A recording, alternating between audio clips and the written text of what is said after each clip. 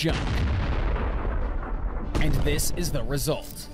Russia Ukraine যুদ্ধের তৃতীয় বছরে এসে যখন সবাই ভেবেছিল যুদ্ধের গতি কমে এসেছে, ঠিক তখনই যুদ্ধক্ষেত্রে এমন একটি পরিবর্তন দেখা দিল যা পুরো ফ্রন্টলাইনকে নতুন করে নড়েচড়ে বসিয়েছে। রাশিয়া এবার মাঠে নামিয়েছে ইরানের নতুন প্রজন্মের stand of strike drone Shahed 107। এই ড্রোন সাধারণ এফপিভি বা সামনে সামনে হামলার জন্য তৈরি নয়। এর কাজ হল ফ্রন্ট লাইন ভেদ করে রিয়ার এলাকায় ঢুকে লক্ষ্যবস্তুতে আঘাত করা। যুদ্ধের মধ্যে এই পরিবর্তন যেন হঠাৎ করে উজ্জ্বল এক আগুনের স্ফুলিঙ্গ ছুড়ে দিয়েছে এবং ইউক্রেনীয় সেনাদের উপর চাপ কয়েক গুণ বেড়ে গেছে। কারণ এই ড্রোনের প্রধান উদ্দেশ্যই হল যে জায়গাগুলোতে নিরাপদ মনে করা হয় সেই গভীর এলাকা পর্যন্ত পৌঁছে ভয়ানক বিস্ফোরণ ঘটানো। শাহেদ 107 দেখতে ছোট এবং সরল কাঠামোর মতো হলেও এর ভেতরও লুকিয়ে আছে বিপজ্জনক ক্ষমতা। এটি একটি মাঝারি আকারের ড্রোন যার লম্বাটে দেহের পেছনে রয়েছে পুষার প্রোপেলার চালিত পিস্টন ইঞ্জিন। গতি একটু কম হলেও রেঞ্জ সবচেয়ে বড়। ইরানের শক্তি প্রদর্শিত মডেলের দাবি মতো এর সর্বোচ্চ রেঞ্জ প্রায় 1000 থেকে 1500 কিলোমিটার পর্যন্ত হতে পারে। যদিও রাশিয়ার ব্যবহৃত সংস্করণের রেঞ্জ কিছুটা কম, কিন্তু কয়েকশো কিলোমিটার গভীর পর্যন্ত নিশ্চিন্তে পৌঁছে লক্ষ্যবস্তুতে আঘাত করতে সক্ষম। এতে যুক্ত থাকে 8 থেকে 9 কেজি ওয়ারহেড, আকারে ছোট হলেও লজিস্টিক ডিপো, গোলাবারুদ সাইলো, সিগন্যাল স্টেশন কিংবা কমান্ড পোস্টের মতো জায়গায় ব্যাপক ক্ষতি করতে যথেষ্ট। সবচেয়ে গুরুত্বপূর্ণ বিষয় হল এটির নেভিগেশন সিস্টেমে সিআরপিএ অ্যান্টেনা ব্যবহার করা হয়, যা জিপিএস বা গ্যালোনাস সিগন্যাল জ্যামিং প্রতিরোধ করতে পারে। ফলে ইলেকট্রনিক যুদ্ধেও এটি সহজে পথ হারায় না।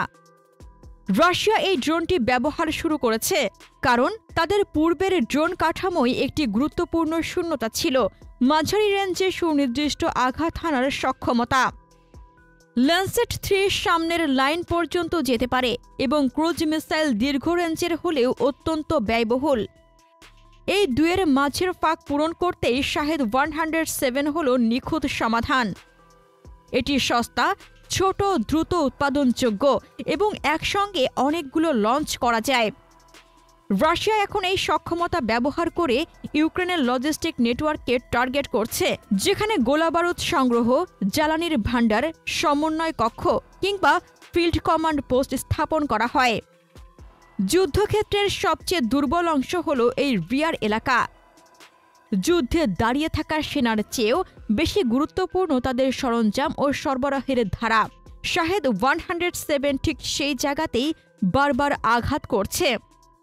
ইউক্রেনীয় সেনাবাহিনীর জন্য এটি এক নতুন দুঃস্বপ্ন, কারণ তাদের অধিকাংশ সরঞ্জাম পশ্চিমা দেশ থেকে আসে এবং এগুলো বিভিন্ন রোড নেটওয়ার্ক ধরে ফ্রন্টে পৌঁছে দেওয়া হয়।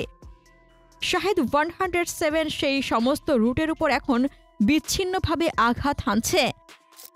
ছোট ওয়ারহেড হলেও সঠিক স্থানে বিস্ফোরিত হলে পুরো ডিপো ধ্বংস করতে পারে, বিশেষ করে যেখানে গোলাবারুদ ও জ্বালানির বড় মজুদ থাকে। এই ড্রোনগুলো এত নিচুতে ওড়ে যে সাধারণ রাডার সহজে শনাক্ত করতে পারে না।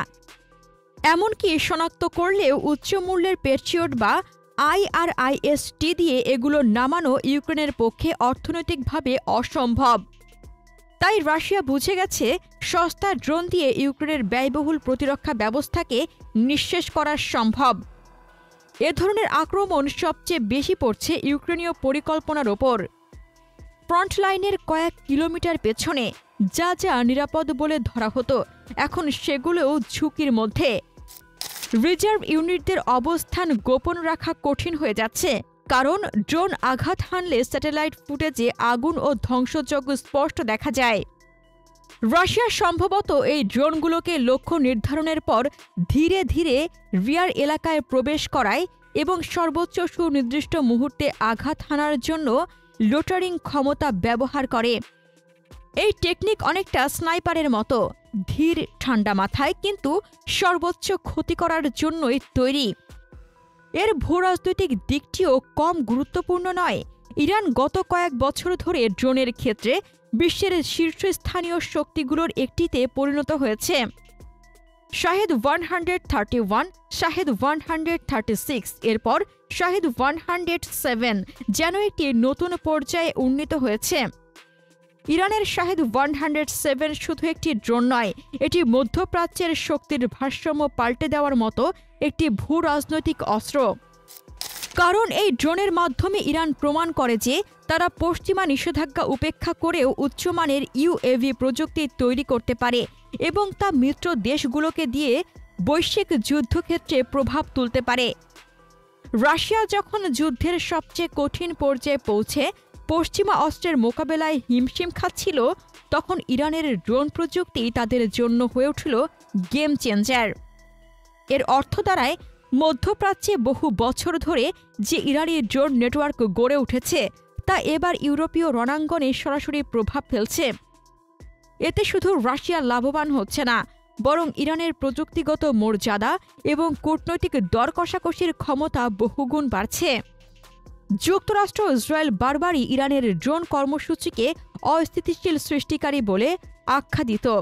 কিন্তু শাহেদ 107 ইউক্রেন যুদ্ধে কার্যকর প্রমাণিত হওয়ায় পশ্চিমাদের উদ্বেগ আরও বেড়েছে।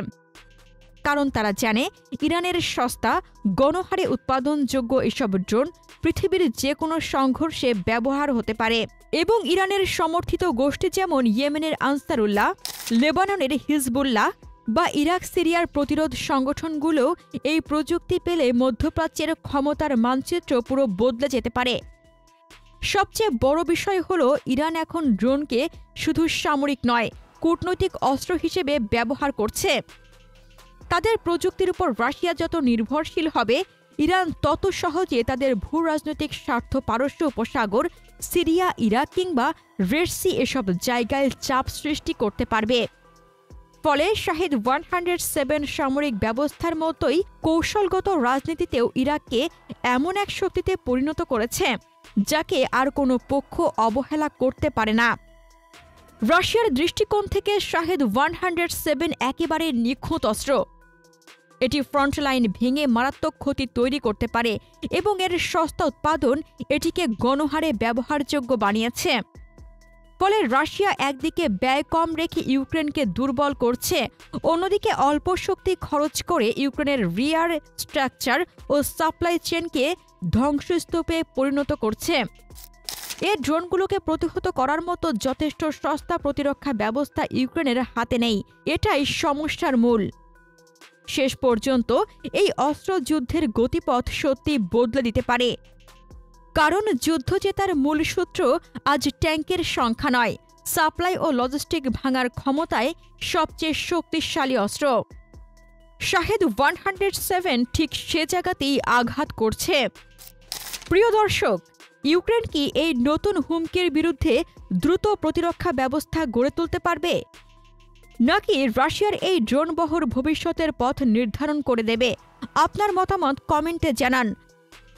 রাশিয়া ইউক্রেন যুদ্ধ নিয়ে আরও জানতে আমাদের চ্যানেলটির ভিডিও ট্যাব থেকে ঘুরে আসুন। এই ভিডিওটি ভালো লাগলে লাইক বাটনে ক্লিক করুন। ভিডিওটি আপনার বন্ধুদের সাথে শেয়ার করে তাদেরকেও ভিডিওটি দেখার সুযোগ করে দিন। ধন্যবাদ।